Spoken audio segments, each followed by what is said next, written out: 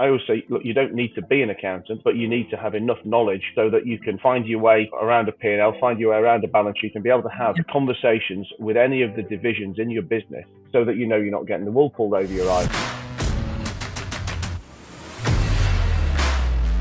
I mean, when I first started, I guess, having this conversation with you or thinking about the concept, I was imagining that probably most people listening to this would think, oh, you know, it's a long way off for me, or you need to be quite a substantially sized business, you know, before that COO role drops in. But I think for me, having heard more about it from you, I would see it coming in actually in an early stage in a business. Now, it depends. I guess it depends on what your strategy is as to how you're going to grow your staffing structure. And I know different people have different takes on this. And you know, I always get asked the question of, you know, if I'm starting a business, who's the first person that I should be hiring, or you know, what is the order of who I take on? And my take on it, because I'm a massive advocate for the fact that any business owner, any CEO should know how to do as many of the jobs as possible as well as possible. And I talk about this a lot with regards to finance, for example. And I'm absolutely frightened and staggered at the same time by the amount of business owners, I would say almost the vast majority, that have no grasp of the finances of the business whatsoever. I mean, as someone lending money, you know, I see it all the time firsthand where,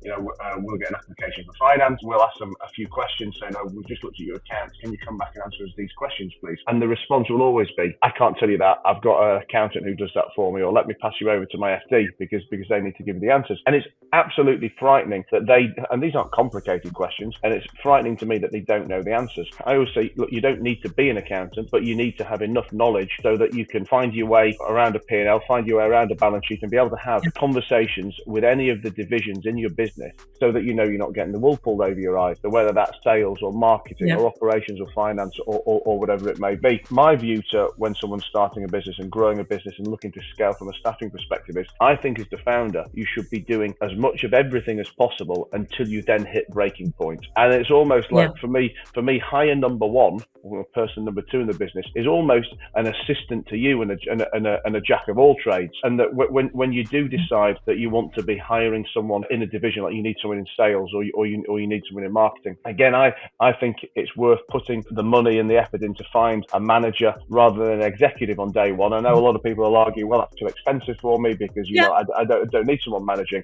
But if you don't have the caliber of managers, etc., below you, then ultimately you're going to find yourself doing too much management, too much nitty gritty. There's a long story, long explanation story that, but I guess where I'm leading to is that I guess for the right COO, it sounds very much like a right hand to a CEO, to a CEO really, the person that can help you in so many areas deliver on your vision.